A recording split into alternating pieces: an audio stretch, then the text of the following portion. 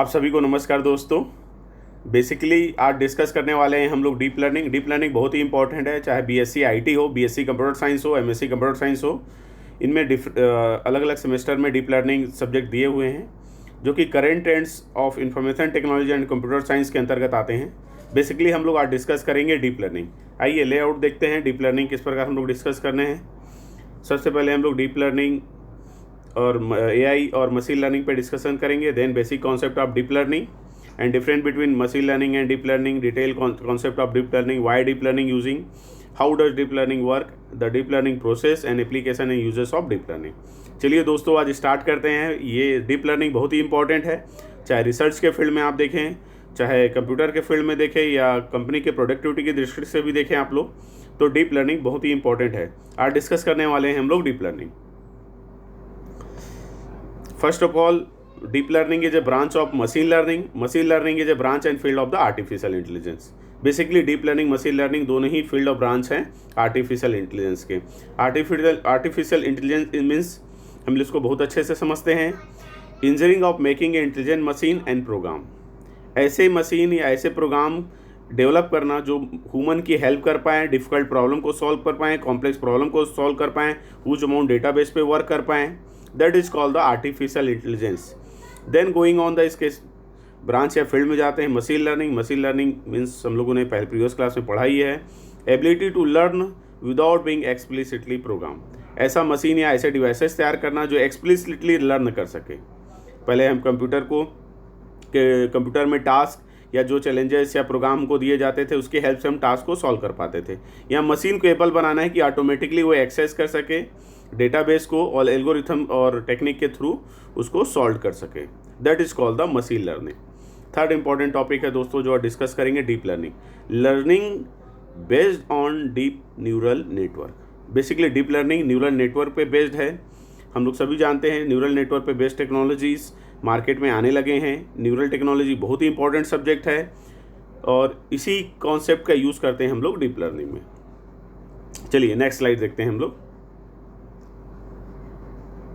Same AI artificial intelligence, the quite and built a software running on a machine that can think and act like a human. हमें ऐसा machine का निर्माण करना है जो artificial intelligence जैसा work कर सके। मशीन मतलब इट सेल्फ हम लोगों ने पढ़ा ही है, is a branch of artificial intelligence, a field of artificial intelligence, the using algorithm that learn improve without being a explicitly program. मतलब मशीन को एबल बनाना कि ऑटोमेटिकली वो लर्न कर सके और कॉम्प्लेक्स या डिफिकल्ट प्रॉब्लम को वो सॉल्व कर सके। आइए नेक्स्ट देखते हैं deep learning. Deep learning a branch of machine learning is based on specific algorithm that attempt to mimic the human brain in the form of multi layer neural network. ये बहुत ही important है दोस्तों कि mimic the human brain in the form of multi layer neural network. Neural network का concept है human brain में, उसी के कॉन्सेप्ट के बेसिस पर हम उसको रीड कर पाएँ और वो प्रॉब्लम्स को सॉल्व कर पाएँ। नेक्स्ट देखते हैं deep learning. What is a deep learning? Deep learning uses से artificial neurals similar to the brain to represent high dimension of data. Basically जो डीप लर्निंग है इसमें तीन चीज़ें हम लोग देखेंगे दोस्तों जो कि हमेशा मेरी क्लास में होता है। सबसे पहले डीप लर्निंग को पढ़े क्यों, why deep learning study, then what is a deep learning, then third is where is deep learning is apply. तो first is what is a deep learning. हम लोग डीप लर्निंग देखते हैं। Deep learning basically machine learning हम लोग use कर रहे थे। Machine learning small amount of data पे बहुत इफिशिएंट और अच्छा वर्क करता है। एल्गोरिथम उसके बहुत ही अच्छे हैं, उसको अप्लाई करने से बहुत सारे कॉम्प्लेक्स प्रॉब्लम को सॉल्व कर पाता है। लेकिन मशीन लर्निंग में प्रॉब्लम तब आती है जब ह्यूज अमाउंट ऑफ डेटा उसके सामने होता है या बहुत ही कॉम्प्लेक्स सिचुएशन या बहुत ही कॉम्प्लेक्स प्रॉब्लम आ जाती है जिसको मशीन लर्निंग एबल नहीं है सॉल्व करने के। वहाँ पर हम कॉन्सेप्ट लाते हैं डीप लर्निंग का। Deep learning huge amount of data को सॉल्व करता है। मशीन लर्निंग जो प्रॉब्लम को सॉल्व नहीं कर पाता जनरली उस प्रॉब्लम को सॉल्व करने के लिए डीप लर्निंग लाया गया। डीप लर्निंग में न्यूरल टेक्नोलॉजी का यूज़ होता है जैसे कि हम लोगों ने अभी डिस्कस किया। देन मशीन लर्निंग में मैनुअली एल्गोरिथम या टेक्निक्स है उसको हम लोग फिट करते हैं। डीप लर्निंग में थोड़ा सा हम लोगों ने एक्सटेंड किया है क्योंकि ये super set of machine learning है, ऐसा समझते हैं हम लोग बेसिकली। तो डीप लर्निंग ऑटोमेटिकली फीचर को एक्सट्रैक्ट करता है या फिट करता है, उसे मैनुअली देने की ज़रूरत नहीं पड़ती।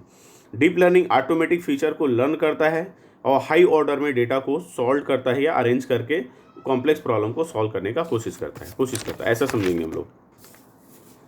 Deep learning is the high order feature accept automatically.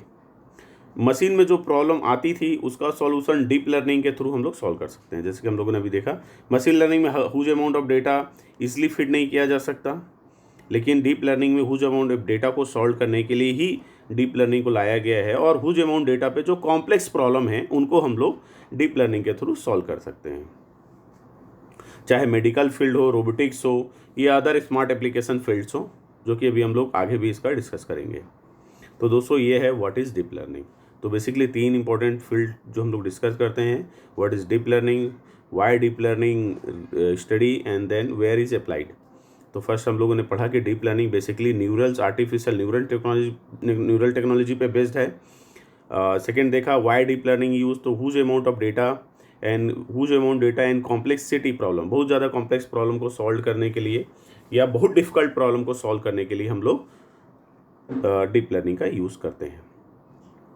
एक क्वेश्चन और आता है दोस्तों कि डीप लर्निंग के थ्रू हम लोग स्ट्रक्चर या अनस्ट्रक्चर्ड डेटाबेस को सॉल्व कर सकते हैं। तो आप लोगों को बताना चाहूँगा कि deep learning is applying for the both structure and unstructure huge amount of data, दोनों में वर्क करता है, चाहे स्ट्रक्चर्ड हो चाहे अनस्ट्रक्चर्ड डेटाबेस हो।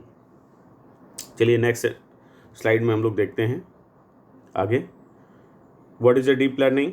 बेसिकली मैंने विकिपीडिया से लिया है ये। Deep learning is a branch of machine learning या field of machine learning based on set of algorithm that attempt to model high level abstraction in the data by using a multiple processing layer with complex structure otherwise composed of multiple non linear transformations. It means दोस्तों हम लोग बहुत easy से इसको समझते हैं। अभी जैसे मैंने कहा कि हाई लेवल एब्स्ट्रैक्शन है इसका, जब भी ऑटोमेटिकली ये एक्सेस करेगा, एक तो ऑटोमेटिकली एक्सेस करता है डेटाबेस को, हुज अमाउंट डेटाबेस को। हुज अमाउंट डेटाबेस में जो कॉम्प्लेक्स प्रॉब्लम है, ये ऐसे बहुत सारे कॉम्प्लेक्स प्रॉब्लम या ऑटोमेटिक जेनेटिक प्रॉब्लम है, जेनेटिक एल्गोरिथम से बेस्ड हो या मेडिकल से, स्किन कैंसर से बेस्ड हो, उसको मशीन लर्निंग के थ्रू हम लोग सॉल्व नहीं कर सकते। मशीन लर्निंग एक बेस लेवल की वर्किंग को बहुत ही इफिशिएंट सॉल्व कर सकता है, लेकिन जैसे ही बेस लेवल से हम लोग थोड़ा कॉम्प्लेक्स प्रॉब्लम की ओर अंदर जाते हैं तो मशीन लर्निंग वहाँ पे थोड़ा फेल होता नज़र आता है। इसीलिए हम लोग यहाँ पे डीप लर्निंग का कॉन्सेप्ट लेकर आए हैं, और डीप लर्निंग के थ्रू हम लोग high level abstractions, complex structure हो, अनकॉम्प्लेक्स स्ट्रक्चर हो या अनस्ट्रक्चर्ड हो या नॉन लीनियर ट्रांसफॉर्मेशन हो, ये सब पे वेरी इफिशिएंटली वर्क करता है डीप लर्निंग। आइए दोस्तों नेक्स्ट स्लाइड में हम लोग देखते हैं डीप लर्निंग और मशीन लर्निंग में डिफरेंस क्या है। जैसे ही हम लोग डीप लर्निंग मशीन लर्निंग में डिफरेंस थोड़ा देख लेते हैं तो हमें थोड़ा और कॉन्सेप्ट क्लियर होने लगता है कि मशीन लर्निंग इफिशिएंट है, डीप लर्निंग उससे भी ज़्यादा इफिशिएंट वर्क परफॉर्म कर पाता है हुज अमाउंट डेटा के लिए बेसिकली, या कॉम्प्लेक्स प्रॉब्लम के लिए। Machine learning and deep learning में देखते हैं optimal data value. Machine learning में दोस्तों हम लोग क्या ले सकते हैं, thousands of data, but deep learning वहीं पे आता है तो हम दोस्तों big data, huge amount of data, millions of data points पे वर्क कर सकते हैं। सेकेंड, दोनों के आउटपुट पे फोकस करते हैं। Machine learning basically work in numerical value like classification, pattern recognization और scoring. Then comparative to deep learning anything from the numerical value to free form element such as a free text, sound, graphics, images, medical images, automatic car driving, robotics, and all we are applying in the deep learning. Third, how it work. अभी detail में इसका हम लोग देखेंगे कि deep learning कैसे work करता है। Machine learning uses A various types of automatic algorithm that learn model, function and feature and predict A future action from the data. हम लोग मशीन लर्निंग में जा रहे हैं दोस्तों। मशीन लर्निंग में हम लोग क्या करते थे, मशीन लर्निंग में जो इनपुट देते थे, historical database, previous result, previous example, previous prediction, इन सब का हम लोग इनपुट के यूज़ करते थे, और मशीन लर्निंग में एल्गोरिथम अप्लाई होता था, या टेक्निक्स उसके बहुत सारे हैं उनको अप्लाई करते थे। देन फ्यूचर प्रिडिक्ट आउटपुट को हम लोग देख पाते थे। डीप लर्निंग में थोड़ा सा यहाँ आगे की ओर हम जा रहे हैं, देखते हैं। Users A neural network that pass data through many processing layer interpret data feature and relevance. क्योंकि डीप लर्निंग में न्यूरल टेक्नोलॉजी का यूज़ होता है, न्यूरल टेक्नोलॉजी में मेनी प्रोसेसिंग लेयर है, उस लेयर के थ्रू हम लोग डेटा, कोई भी इमेजेस है, अभी हम लोग आगे भी एग्जांपल में देखेंगे कोई भी ह्यूज अमाउंट डेटाबेस को वो एक्सेस करता है ऑटोमेटिकली एक्सेस करने के बाद वो लेयर से न्यूरल टेक्नोलॉजी में, जो न्यूरल्स में हम लोग पढ़े थे प्रीवियस में, उस टेक्नोलॉजी के थ्रू उसने क्या करता है कि डेटा को पास करते जाता है। पास करने के बाद फाइनल उसके फीचर को ऑटोमेटिकली एक्सट्रैक्ट करता है। फीचर को एक्सट्रैक्ट करने के बाद ऑटोमेटिकली क्लासीफाई और उसको ज़्यादा इफ़िशिएंट रूप में बता पाता है और उसका रिलेशन दिखा पाता है। It's how it's managed. Algorithm are detected by data analysis to examine specific variable in data sets. वहीं डीप लर्निंग में हम लोग देते हैं algorithm are largely self directed on the data analysis once they put in the production. Next देखते हैं दोस्तों, next slide में, वाई डीप लर्निंग यूज। दोस्तों हम लोगों को पता है, अगर हम लोगों को स्मॉल अमाउंट ऑफ डेटा दे दिया जाए या कम जो बोलना चाहिए कॉम्प्लेक्स प्रॉब्लम या कुछ अनस्ट्रक्चर्ड प्रॉब्लम दे दी जाए, तो हम लोग वहाँ पे छोटे मोटे मशीन लर्निंग टेक्निक का यूज़ करके या मशीन लर्निंग टेक्निक का यूज़ करके हम लोग उसको ईजिली सॉल्व कर सकते हैं। जैसे कि ग्राफ आप लोग देख रहे हैं कि जैसे ही मतलब अमाउंट ऑफ डेटा है, देखिए ग्राफ में यहाँ पे शो रहा है आप लोगों को, अमाउंट ऑफ डेटा थोड़ा थोड़ा बढ़ रहा है तो बढ़ते जा रहा है। तो deep learning machine learning both are the same performance. Even machine learning is a good performance. Machine learning अच्छा परफॉर्मेंस कर रहा है डीप लर्निंग, जैसा कि ग्राफ में आपको दिख रहा है। और रेड कलर की जो लाइन है वो मशीन लर्निंग की है समझ लीजिए, और जो ब्लू कलर की लाइन आप लोगों को दिख रही है वो डीप लर्निंग की है। आप लोग देखेंगे स्मॉल अमाउंट डेटाबेस पे मशीन लर्निंग अच्छा परफॉर्मेंस दे रहा है। लेकिन दोस्तों जैसे ही ह्यूज अमाउंट डेटा, मतलब डेटा ज़्यादा होते जा रहा है या कॉम्प्लेक्स प्रॉब्लम उस पर आते जा रही है, तो मशीन लर्निंग का परफॉर्मेंस कम होते जा रहा है या ओल्डर लर्निंग टेक्निक का परफॉर्मेंस नीचे गिरते जा रहा है। वहीं डीप लर्निंग का परफॉर्मेंस देखो दोस्तों बढ़ता ही जा रहा है, बढ़ता जा रहा है। कहने का मतलब यही है कि अगर परफॉर्मेंस हमको ह्यूज अमाउंट डेटाबेस पे या मोर कॉम्प्लेक्सिटी प्रॉब्लम है, बहुत ही ज़्यादा कॉम्प्लेक्स प्रॉब्लम है जिसको ईजिली वे पे सॉल्व नहीं कर सकते, तो हम डीप लर्निंग का यूज़ करते हैं। इसलिए हम लोग डीप लर्निंग को पढ़ना चाहिए और डीप लर्निंग का यूज़ हम लोग यहाँ पे अच्छे से देख पा रहे हैं। चलिए डीप लर्निंग का एक प्रोसेस कैसे होता है इसको हम लोग देखते हैं।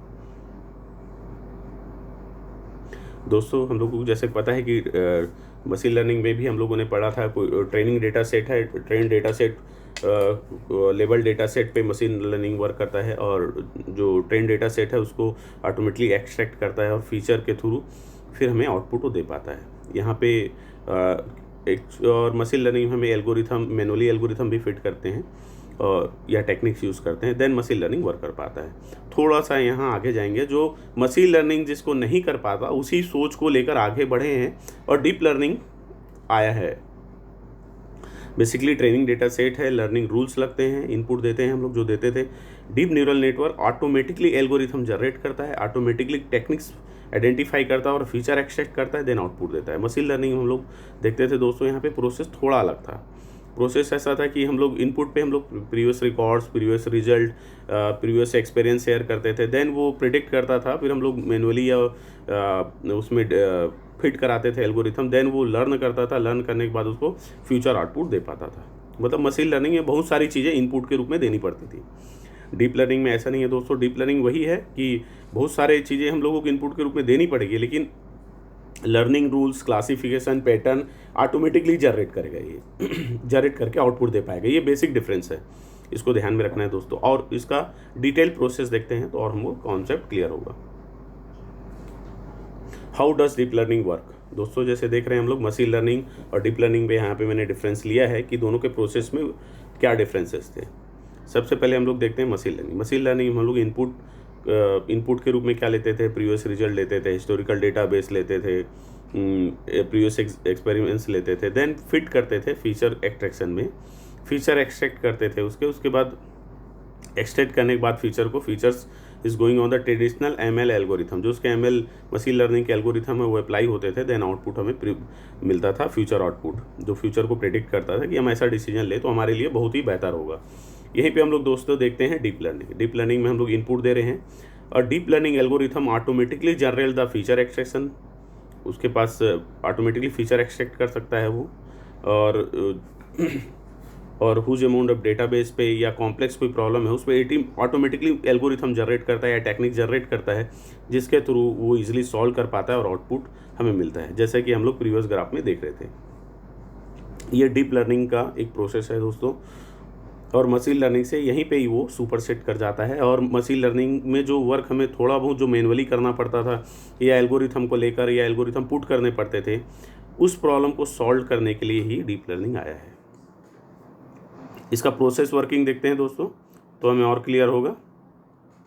डीप लर्निंग प्रोसेस, पहला सबसे पहले हम लोगों ने क्या किया, understand the problem and whether deep learning is a good fit. पहले प्रॉब्लम को अंडरस्टैंड करेंगे कि समझेंगे कि प्रॉब्लम कितना है, अगर ह्यूज अमाउंट डेटाबेस पे प्रॉब्लम है या बहुत ही कॉम्प्लेक्स प्रॉब्लम है जिसको सॉल्व करना नहीं है, या कोई डेटा को सेंस करना है। जैसे दोस्तों सेंसर आया, sensor is a input device basically. Sensor क्या करता है, सेंसर हम लोग कहीं भी रखते हैं वो डेटा को सेंस कर लेगा। जैसे कि एग्जांपल देखते हैं, हम लोग टेम्परेचर सेंस करते हैं, हम लोग temperature sense based sensor use करते हैं और सेंसर को बाहर रखते हैं। वो कितना टेम्परेचर है एनवायरनमेंट में, वो हम लोगों को जानकारी देते जाता है। हम लोग जितने सेकंड के लिए, मिनट के लिए उसको बताते जाते हैं, वैसा वो जानकारी हम तक भेजते जाता है। Deep learning apply in the same concept. किसी चीज़ को सेंस करना न्यूरॉन्स के थ्रू ही पॉसिबल है। हम लोग किसी चीज़ को सेंस कर लेते हैं और किसी चीज़ में कौन सा क्या एल्गोरिथम लगाना है, कौन सी टेक्निक्स अप्लाई करना है, ये डीप लर्निंग ऑटोमेटिकली फील करता है, जैसा कि ह्यूमन ब्रेन फील करता है, जैसा कि हम लोग देखते हैं। तो यहाँ पे हम लोगों ने देखा सेकेंड स्टेज है दोस्तों इसका, identifies relevant data sets and prepare them for analysis. यहाँ पे आइडेंटिफाइज करता है वो रिलेवेंट डेटा को, जबकि मशीन लर्निंग में हम लोग फीचर को एक्सट्रैक्ट करते थे दोस्तों, और रिलेवेंसी बनाने के लिए उसको थोड़ा डिफिकल्ट जाता था। यहीं पे डीप लर्निंग जो सेकंड प्रॉब्लम मशीन लर्निंग में आती है उसको सॉल्व करता है। थर्ड देखते हैं, choose the type of deep learning algorithm to use. हम लोग चूज़ कर सकते हैं और एल्गोरिथम ऑटोमेटिकली चूज़ करता है कि इस डेटा बेस पे कौन सा एल्गोरिथम अप्लाई या टेक्निक अप्लाई होगा। मशीन लर्निंग पे फिर यहाँ पे थोड़ा सा सुपर सीट या थोड़ा आगे हुआ है ये, और मशीन लर्निंग में हम लोग बेसिकली मैनुअली भी फिट कराते थे, कंप्यूटर असिस्टेंट या कंप्यूटर इंजीनियर या कंप्यूटर प्रोग्रामर की हेल्प लेनी पड़ती थी। यहाँ पे डीप लर्निंग ने इस कॉम्प्लेक्सिटी या इस प्रॉब्लम को सॉल्व किया है। फोर्थ देखते हैं दोस्तों, trains algorithm on large amount of label data. बहुत सारे जो हैं उस लेबल डेटा हैं, वो label data it mean train database है। यहाँ पे दोस्तों जैसे मशीन लर्निंग में भी हम लोगों ने बताया कि ट्रेन डेटाबेस देना पड़ता था। ट्रेन डेटाबेस देंगे, उसी को हम लोग जनरली लेबल डेटाबेस बोलते हैं। तो train algorithm large amount train data sets उसको एक्सट्रैक्ट करता है, उसके बाद वो रिजल्ट देने के लिए तैयार रहता है। फिफ्थ जो स्टेट है दोस्तों, अगर ट्रेन डेटाबेस एक्सेस कर रहा है तो वो पहले टेस्ट करेगा, test the models and performance against unlabelled data. जो अनलेबल्ड डेटा है और लेबल डेटा, जो ट्रेन डेटा सेट है और अनट्रेन डेटा सेट है, दोनों पे वर्किंग होती है, लेकिन वो दोनों में कंपैरिजन कर पाता है और एग्जैक्ट आउटपुट या परफॉर्मेंस दे पाता है ह्यूज अमाउंट डेटाबेस पे। This is a the deep learning process. ये प्रोसेस है दोस्तों जो हम लोग यहाँ पे देख रहे हैं। जनरली डीप लर्निंग प्रोसेस को डेटा साइंटिस्ट भी इसमें बहुत सारा वर्क कर ही रहे हैं, साइंटिस्ट मैनुअली और ऑटोमेटिकली इसमें वर्क कर ही रहे हैं, और हम जो कंप्यूटर साइंस में पढ़ते हैं हम लोगों को भी समझना बहुत ही इंपॉर्टेंट है, क्योंकि ये बहुत ही अच्छा कॉन्सेप्ट है ह्यूज अमाउंट डेटाबेस पे बहुत कॉम्प्लेक्स प्रॉब्लम को सॉल्व करने के लिए। जनरली मेडिकल में इतने डीप प्रॉब्लम्स आते हैं, न्यूरॉन्स से बेसिस हैं, उनको रेट करना, ऑटोमेटिक सेंटेंस बाउंड्री डिटेक्ट करना कि कितने पोर्शन में प्रॉब्लम्स हुई है, कितने में पोर्शन वहाँ से डिटेक्ट होगा, तो ये सब में डीप लर्निंग बहुत ही ज़्यादा यूज़ होता है। आइए दोस्तों नेक्स्ट स्लाइड में इसका और कॉन्सेप्ट देखते हैं हम लोग। Actually, our brain has a subconsciously trained itself to do the such thing over their years. Now, the question comes, how deep learning mimic the function of a brain? ये question बहुत important है दोस्तों कि कैसे deep learning mimic कर पाएगा the functionality of A brain. Well, इसका answer देखते हैं। Deep learning uses the concept of artificial neural network. Artificial neural network के कॉन्सेप्ट पे बेस्ड है डीप लर्निंग। फंक्शन जब भी डीप लर्निंग का फंक्शन डेवलप करते हैं या डीप लर्निंग पे वर्क करते हैं तो सिमिलर वर्क करता है जैसे ह्यूमन ब्रेन्स या हम लोग के न्यूरॉन्स है, उसके कॉन्सेप्ट को ही डीप लर्निंग उसमें अप्लाई करता है। Similar manner of biological neurons present in our brain. We can say that deep learning is a sub field of machine learning. पहले हम लोगों ने देखा है concern algorithm inspired by the structure and unstructured and function of the brain called the artificial neural network. Basically deep learnings brains के जो neurons के concept है उसी बेस पे वर्क करता है, इसीलिए वो ह्यूज अमाउंट ऑफ डेटाबेस पे या लार्ज या बेसिक मेडिकल प्रॉब्लम्स है उनको सॉल्व कर पाता है। आइए एक अच्छा एग्जांपल लेते हैं दोस्तों, इससे हम लोग इसके कॉन्सेप्ट को और अच्छा समझ पाएंगे। यहाँ पे दोस्तों मैंने इमेजेस लिए हैं। इस इमेजेस में लगभग यहाँ पे 80 लोग हैं, 80 से 90 लोगों का मैंने इमेजेस लिया हुआ है। इमेजेस को सबसे पहले वो इनपुट के रूप में ले रहा है, जैसे आप लोग दे रहे हैं pattern of local constraint. First of all first layer में, इनपुट लेयर में वो पैटर्न देखता है किस प्रकार के पैटर्न के इमेजेस हैं। जो सेकंड लेयर है हिडन है, थर्ड है जो hidden layer first, hidden layer 2, hidden layer 3 and 4 5 ऐसे करके वो वहाँ से गुजारता हुआ ले जाता है या फीचर उसके एक्सट्रैक्ट करते जाता है। सेकंड हिडन लेयर में देखते हैं, हिडन लेयर में फेस फीचर्स है, उसको वो देखता है कि किस प्रकार का आइज़ है, नोज़ है, ईयर है, ये फीचर में कैसे किस किस टाइप के फीचर्स इन्वॉल्व है। हिडन सेकंड लेयर में देखते हैं हम लोग फेसेस को, देखता है कि किस टाइप के फेसेस है। देन आउटपुट कर पाता है और इजीली क्लासीफाइड कर सकता है कि कौन कौन से इमेजेस किसके हैं और कौन वो है। बेसिकली मशीन लर्निंग में हम लोग देखें तो दोस्तों, अगर क्लियर इमेज है तो मशीन इजीली पहचान पाता है कि ये कौन है, लेकिन उसी इमेज को थोड़ा ब्लर्ड कर दे या थोड़ा वो कर दे तो उसमें प्रॉब्लम आ जाती है और वो सेंस नहीं कर पाता इमेजेस कौन सा है। यहीं पे डीप लर्निंग आता है दोस्तों, और डीप लर्निंग ऐसे इमेजेस को भी एक्सट्रैक्ट या पहचान आइडेंटिफाई कर पाता है जो थोड़े ब्लर्ड हैं। तो ऐसी रिलेटेड मेडिकल प्रॉब्लम है दोस्तों, चाहे कैंसर से रिलेटेड प्रॉब्लम्स हो या रोबोटिक्स को ऐसी प्रॉब्लम हो या ऑटोमेटिक कार ड्राइविंग प्रॉब्लम है, जिसको सेंस कराना है वहाँ पे कि इस टाइप की प्रॉब्लम्स भी है और उसमें मशीन लर्निंग जहाँ फैल हुआ दिखता है वहाँ पे हम लोग डीप लर्निंग अप्लाई करते हैं। दोस्तों deep learning work as follow, अभी हम लोग देखा लोएस्ट लेवल में network fixed at a pattern of local constraint, जैसे इमेज को ले रहा था। सेकंड में हम लोगों ने देखा कि इमेजेस को उसने क्या करा था, रिसेंबल आइज, नोज या माउथ और बाकी जो फीचर्स है उसके आधार पे वो क्लासीफाइड करने की कोशिश कर रहा था। देन हम लोगों ने देखा फेशियल फीचर और फेशियल एक्सप्रेशन पे वो वर्क कर रहा था। देन लास्ट में हम लोगों ने देखा यहाँ पे कि composing more complex feature is the successful layer, फिर वो आइडेंटिफाई कर पाता है। जैसे कि अभी इमेजेस प्रॉब्लम में हम लोगों ने सारे चीज़ों को देखा है। दोस्तों एक एग्जांपल है, जैसे फेसबुक में ऑटोमेटिकली हम लोग जब भी अपने इमेजेस को अपलोड करते हैं तो कैसे वो इजीली आइडेंटिफाई कर पाता है कि ये इमेजेस इसी के हैं, या उस आधार पे बता पाता है। जब भी आप लोग लॉगिन करते हैं तो आप लोगों को वही बताते हैं कि आपके हैं कि नहीं। तो ये डीप लर्निंग का यहाँ पे कॉन्सेप्ट जनरली यूज़ होता है, वो इजीली इसलिए आइडेंटिफाई कर पाता है। चाहे फेसबुक हो, ट्विटर में आप लोगों ने वर्क किया हो, चाहे वर्ड ट्रांसलेशन में वर्क किया हो, तो इस सब में इफ़िशिएंट वर्क परफॉर्म कर पाता है मशीन लर्निंग, जहाँ पे डीप लर्निंग, जहाँ पे मशीन लर्निंग सक्सेस नहीं हो पाता। आइए दोस्तों लास्ट में इसके एप्लीकेशन एंड यूजेस पे डिस्कस करें। आई थिंक आप लोग बहुत ही अच्छी तरीके से समझे होंगे कि डीप लर्निंग कैसे वर्क परफॉर्म करता है, कहाँ पे इसके यूजेस हैं, इसको अभी हम लोग और आगे देख रहे हैं। चलिए, सेल्फ ड्राइविंग कार, टेस्ला और गूगल ने सेल्फ ड्राइविंग कार बना ही ली है, जैसे कि प्रीवियस एग्जांपल पे हम लोगों ने डिस्कस किया है। फिर जहाँ पे सेंसर या सेंस करने की बात होती है वहाँ पे मशीन लर्निंग थोड़ा फैल हुआ दिखता है, तो वहाँ पे हम लोग डीप लर्निंग कॉन्सेप्ट का यूज़ करते हैं, क्योंकि बहुत सारे प्रॉब्लम्स ऐसे होते हैं जिसको ह्यूमन ईजिली सेंस कर सकता है कि इस टाइप की प्रॉब्लम्स या ऐसे टाइप के सिचुएशन आने वाली है। हर सिचुएशन फिक्स नहीं होगी, और फिक्स सिचुएशन होगी तो फिक्स डिसीजन ले पाएंगे मशीन लर्निंग के थ्रू, पर कुछ डिसीजन ऐसे होते हैं कि हर स्ट्रक्चर ना होकर मतलब अनवांटेड चैलेंजेस या ऐसी चीज़ें सामने अचानक आ जाती है जिस पे सेंस करना बहुत ही ज़रूरी है, नहीं तो कोई दुर्घटनाएं हो सकती हैं। इसलिए हम लोग डीप लर्निंग कॉन्सेप्ट का यूज़ करते हैं। डीप लर्निंग ऐसे ही अनवांटेड चैलेंजेस या अनवांटेड प्रॉब्लम्स आते हैं उनको समझता है, सेंस करता है और डिसीजन दे पाता है। डीप लर्निंग हेल्थ केयर, दोस्तों आज डीप लर्निंग का सबसे ज़्यादा यूज़ हो रहा है तो मेडिकल डिसीज़ को आइडेंटिफाई करने में होता है। चाहे स्किन कैंसर की बाउंड्री को डिटेक्ट करने का प्रॉब्लम हो, चाहे वो स्किन कैंसर से रिलेटेड प्रॉब्लम हो, चाहे मेडिकल के अदर्स प्रॉब्लम्स हो, चाहे न्यूरॉन्स के प्रॉब्लम्स हो। अभी भी जब भी ब्रेन में कोई चोट लगती है तो डॉक्टर उसको प्रेडिक्ट करना है आसान नहीं होता कि कुछ टाइप की प्रॉब्लम है और कहाँ कहाँ पे न्यूरॉन्स में गड़बड़ियाँ आई हैं। वहाँ पे डीप लर्निंग कॉन्सेप्ट का यूज़ करते हैं। डीप लर्निंग कॉन्सेप्ट के थ्रू न्यूरॉन्स को इजीली आइडेंटिफाई कर सकते हैं और सॉल्व कर सकते हैं। चाहे इमेज डिटेक्शन की प्रॉब्लम्स हो, तो इस तरीके से हम लोग देखते हैं डीप लर्निंग हेल्थ केयर में भी बहुत इफिशिएंट वर्क कर पाता है। थर्ड एग्जांपल देखते हैं दोस्तों, voice speech voice activated assistant. Market में बहुत सारे वॉइस असिस्टेंट डिवाइस अवेलेबल हैं, आप लोग भी यूज़ करते हैं सॉन्ग सुनने के लिए और अदर के लिए। तो बेसिकली हमारी वॉइस को रिकॉग्नाइज करना और हमारे कमांड्स के थ्रू उसको फॉलो करना ये मशीन लर्निंग में भी इजीली वे पे हो पाता है। लेकिन जहाँ पे बिग डेटाबेस की बात आती है या वॉइस एक्टिवेशन की बात होती है, रिकॉग्नाइजेशन की बात होती है या वॉइस असिस्टेंस की बात होती है, तो इसमें ज़्यादा इफिशिएंट वर्क परफॉर्म कर पाता है डीप लर्निंग। फोर्थ एग्जांपल देखते हैं दोस्तों, automatically adding a sound to silent movies.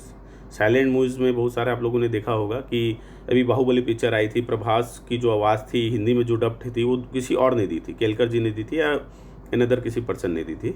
तो जिसने भी वो आवाज़ डी की थी तो ऑटोमेटिकली एडिंग कर सकते हैं साउंड को एग्जैक्टली कैसा जैसे मौत में वो खुद ही बोल रहा हो ऐसा फील होता है हमें। तो इसमें बहुत एफिशिएंट वर्क करता है।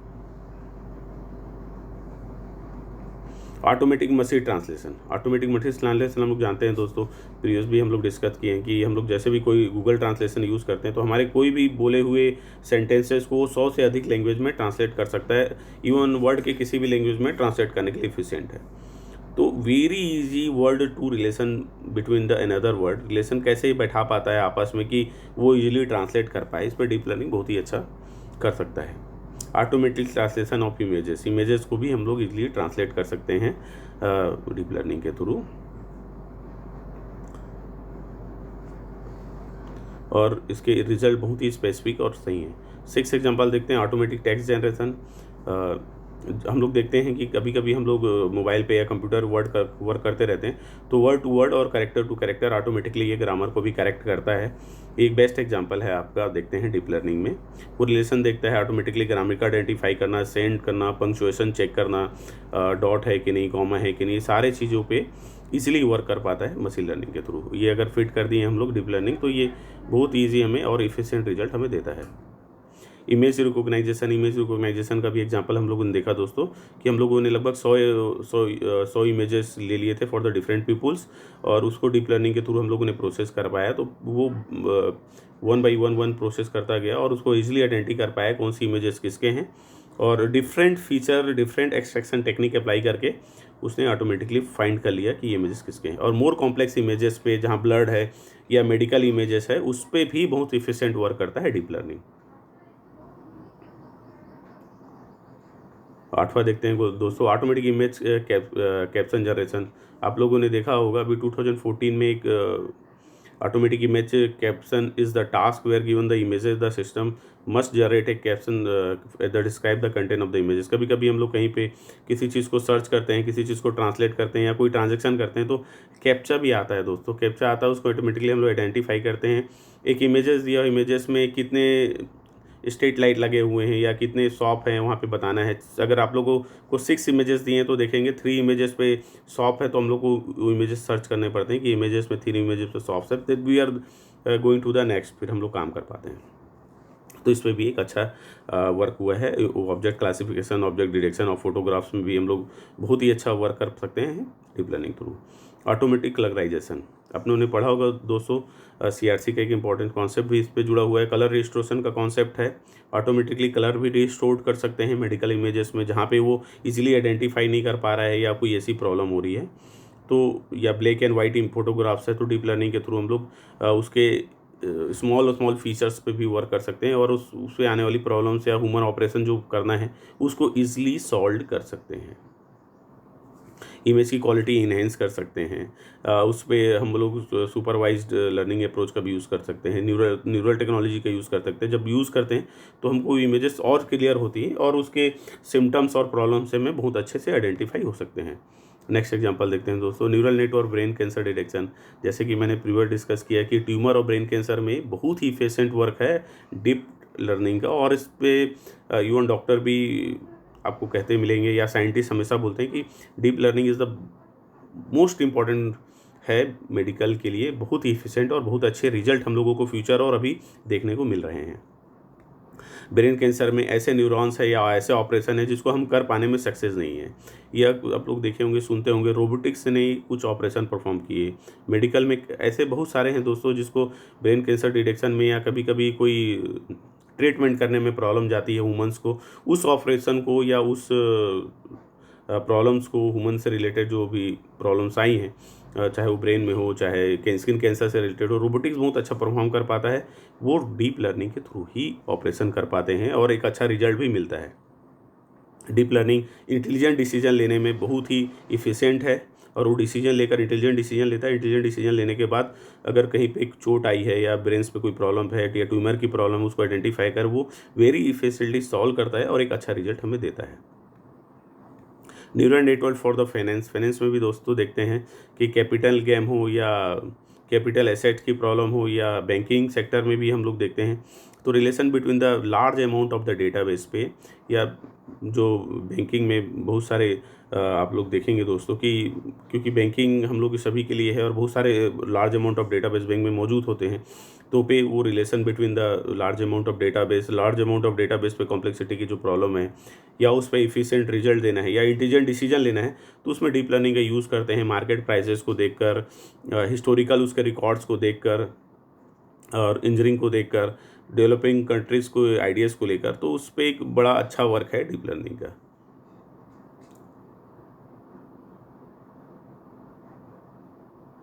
दोस्तों यहाँ एक एग्जांपल और लिया है मैंने, एनर्जी मार्केट प्राइस फोरकास्टिंग। आप लोग ऑनलाइन शॉपिंग से अभी हम लोगों ने प्रीवियस क्लास में डिस्कस किया है कि artificial neural network energy grid to an effort to predict a price and users functionality. Future में प्राइस गिरेंगे बढ़ेंगे और इसके रिलेशन कैसे हो सकते हैं प्राइजेस के, और कोई कस्टमर था, एक कस्टमर अगर कोई एक चीज़ें लेता है और वहीं पे 100 चीज़ें परचेस करता है, तो उस चीज़ों को प्रेडिक्ट करना लार्ज अमाउंट डेटाबेस पे, या वो कौन कौन सी चीज़ें उसके साथ इफिशिएंटली जुड़ सकती है, कौन सी चीज़ों का कैसा किसके साथ रिलेशन है, ये इजली हम लोग मैनेज कर सकते हैं, ऑटोमेटिकली मैनेज कर सकते हैं डीप लर्निंग के थ्रू। एक पैटर्न रिकॉग्नाइज करना, क्लासीफाई करना, एक higher efficiency of cost saving के लिए, ये भी हम लोग देख सकते हैं और हम लोग के लिए बहुत इफिशिएंट है डीप लर्निंग। दोस्तों कि जैसा कि हम लोगों ने आज डिस्कस किया कि डीप लर्निंग में एक बेसिक कॉन्सेप्ट हम लोगों ने डिस्कस किया है कि deep learning huge amount database, या ऐसे कॉम्प्लेक्स प्रॉब्लम जैसे ब्रेन की प्रॉब्लम हो और ट्यूमर की प्रॉब्लम हो, बेसिकली मेडिकल केसेस में, और ऐसे केसेस को सॉल्व करने में एफिशिएंट है जहाँ पे मशीन फेल हो जाता है या ह्यूमन फेल हो जाता है, ह्यूमन अच्छा परफॉर्म नहीं कर पाता। तो डीप लर्निंग उस डेटाबेस को अंडरस्टूड करता है, ऑटोमेटिकली क्लासीफाई करता है, पैटर्न करता है या सॉल्यूशन देता है, इंटेलिजेंट डिसीजन लेता है, और उसके थ्रू हम लोग इजी इस प्रॉब्लम को सॉल्व कर पाते हैं। तो हम लोगों ने दोस्तों आज देखा है डीप लर्निंग। आई होप कि आपको डीप लर्निंग का ये टॉपिक बहुत ही इंटरेस्टिंग लगा होगा। Thank you very much. आप लोगों के सुझाव बीच बीच में मिलते रहते हैं। कुछ दोस्तों ने मुझसे कहा था कि डीप लर्निंग पे सर क्लास लें, basic concept of deep learning पे। तो ये डीप लर्निंग का है दोस्तों। ये BSc IT हो, BSc कंप्यूटर साइंस हो, MCA हो, BTech हो, चाहे MTech हो, ये आप लोगों के लिए बहुत ही उपयोगी है।